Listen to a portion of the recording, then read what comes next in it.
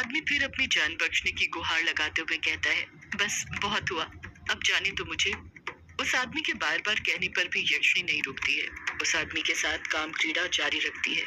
वो आदमी फिर हांफते हुए कहता है, देखो, मैं कहता हूँ जाने दो मुझे, अब तुम्हें जो करना है वो तुम अपने प्रेमी के साथ करना। यक्षिणी उस आदमी के साथ संभोग करते हुए ही कहती है, मैं तुम्हें ऐसे कैसे जाने दे सकती हूँ, अभी तो मेरी प्यास बुझी ही नहीं है। तुम ही तो पूछ रहे थे ना कि मैं अपने प्रेमी के साथ यहाँ पर क्या करने वाली थी, अब वही सब तो मैं तुम्हारे साथ कर रही हूँ, और तुम कह रहे हो कि हो गया। अभी तो कुछ हुआ ही नहीं है, अभी तो बहुत कुछ करना बाकी है। यक्षिणी कुछ ज्यादा ही शर्माते हुए कहती है, मैं तो अपने प्रेमी के साथ और भी बहुत कुछ करने वाली थी। वो आदमी हांफते हुए कहता है, और क्या करने वाली थी तुम अपने प्रेमी के साथ? यक्षिणी जवाब देती है, मैं अपने प्रेमी के साथ तब तक संभोग करने वाली थी जब तक वो मेरे अंदर की वासना को शांत नहीं कर देता, पर तुम तो पहले ही ठंडे पड़ गए। इसका मतलब ये हुआ कि तुम मेरे सच्चे प्रेमी नहीं हो, तुम यक्षिणी से प्यार नहीं करते।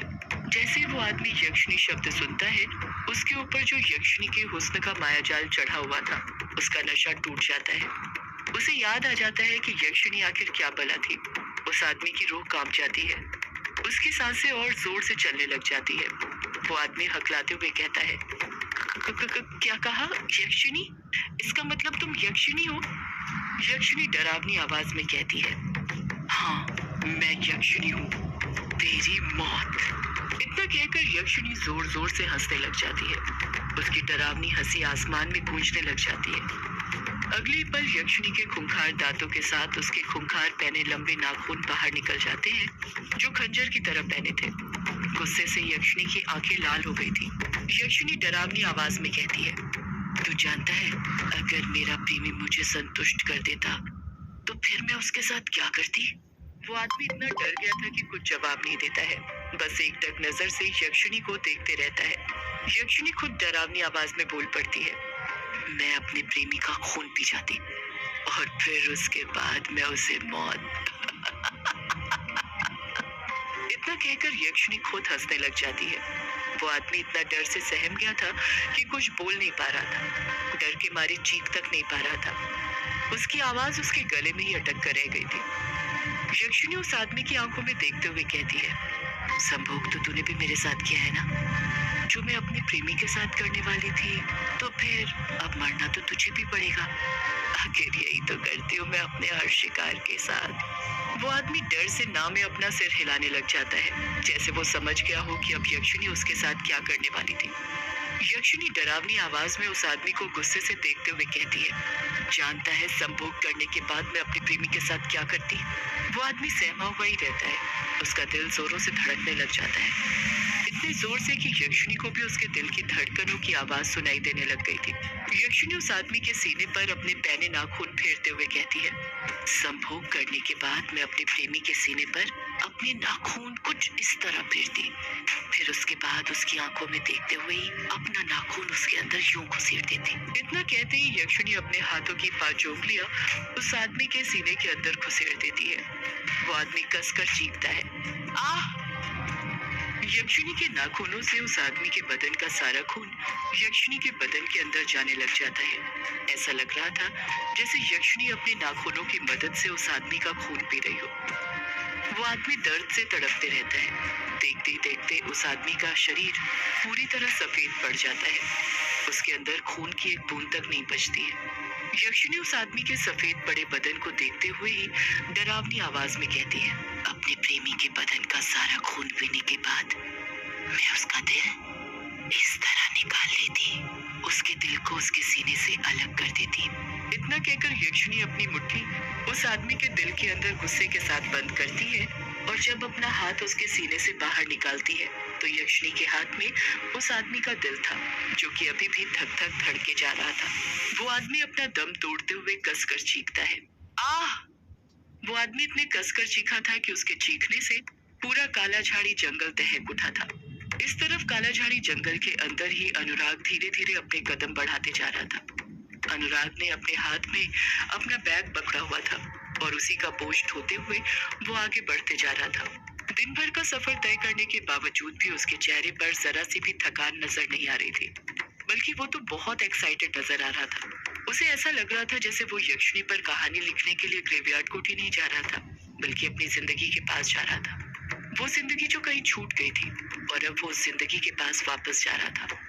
अनुराग बड़ा ही खुश नजर आ रहा था। उसके चेहरे पर एक अलग ही रौनक नजर आ रही थी, एक ऐसी रौनक जो आज से पहले कभी नजर नहीं आई थी।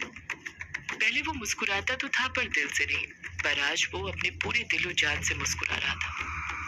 अनुराग अपने कदम आगे बढ़ाते हुए अपने आसपास फैले बड़े बड़े पेड़ को देखते हुए खुद से कहता है, इतने सालों बाद गांव में आया हूँ, पर ऐसा लग रहा है जैसे कल की ही बात हो। जब यहाँ से गया था कुछ नहीं बदला है। ये काला झाड़ी जंगल अभी भी उतना ही सुनसान है जितना पहले था। इसमें अभी भी गहरा सन्नाटा मौजूद है। अनुराग फिर खुद से बड़बड़ाते हुए कहता है, मुझे तो लगा था मैं काला झाड़ी जंगल के अंदर भटक जाऊंगा, ग्रेवयार्ड कोठी रात के वक्त नहीं पहुंच पाऊंगा, पर मुझे तो अभी भी सारे रास्ते पता है। मैं तो आंखें बंद करके ग्रेवयार्ड कोठी जा सकता हूँ। मेरे अंदर इतना कॉन्फिडेंस आ गया है। यही सब बड़बड़ाते हुए अनुराग अकेले ही काला झाड़ी जंगल में आगे बढ़ते जा रहा था। अनुराग अपना कदम बढ़ाते हुए कहता है, मैं तो कब का ग्रेवयार्ड कोठी पहुंच जाता अगर मेरा पेट खराब नहीं होता तो। वो तो स्टेशन पर उतरते ही मेरा पेट खराब हो गया, इसलिए वहीं पर हल्का होने के लिए रुक गया था, वरना मैं तो उस ट्रेन वाले आदमी के साथ यहाँ तक आने वाला था। आखिर उसे भी तो रोक का मुझे गाँव भी जाना था ना, वो भी तो यहीं से होकर गुजरता। पता नहीं उसके चाचा ठीक होंगे भी या नहीं। भगवान उसके चाचा को सही सलामत रखे। अनुराग ने इतना कहा ही था कि तभी एक आदमी के चीखने की आवाज सुनाई देती है। आ! वो चीख इतनी तेज थी कि काला झाड़ी जंगल के सारे पक्षी उड़ने लग गए थे। एक हलचल सी काला झाड़ी जंगल के अंदर चलने लग गई थी। अनुराग उस आवाज को सुनते हुए कहता है, ये आवाज कैसी थी? ये तो किसी आदमी के चीखने की आवाज थी। अनुराग कुछ सोचते हुए खुद से बड़बड़ा पड़ता है, ओह शिट, आज तो पूर्णिमा है। ग्रेवयार्ड कोठी जाने की खुशी में मैं ये तो भूल ही गया था।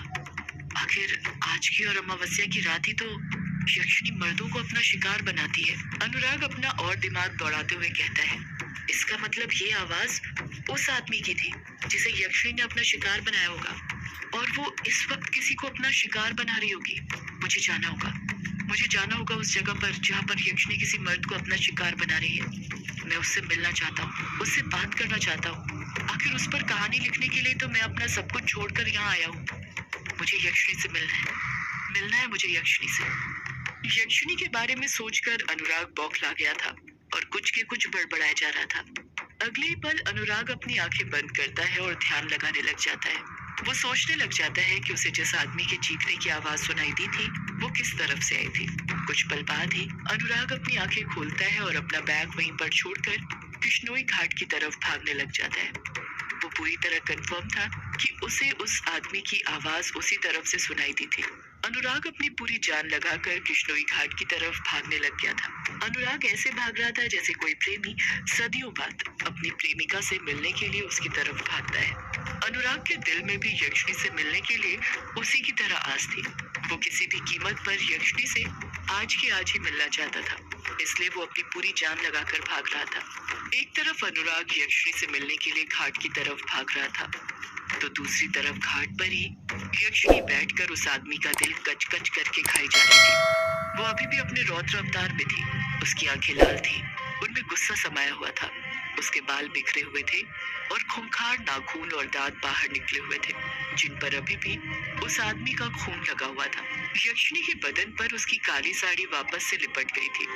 यक्षिणी ने अपने हाथ में उस आदमी का दिल पकड़ा हुआ था, जिसे वो कच कच करके अपने पैने दांतों से चबाए जा रही थी। यक्षिणी को देखकर ऐसा लग रहा था जैसे उसे उस आदमी का दिल खाने में बहुत मजा आ रहा हो। उसके दिल को खाने से यक्षिणी के अंदर की भूख मिट रही हो, जो ऐसे ही नहीं मिटती थी। यक्षिणी आसमान में निकले चांद को देखे जा रही थी और उस आदमी का दिल खाते जा रही थी। यक्षिणी उस आदमी के दिल को कच कच करके खाई रही थी कि तभी उसे भागते हुए किसी के कदमों की आहट सुनाई देती है। उस आहट को सुनकर यक्षिणी दिल चबाना बंद कर देती है। उसकी तरफ आते हुए कदमों की आहट को सुनकर यक्षिणी खुश होने लग जाती है।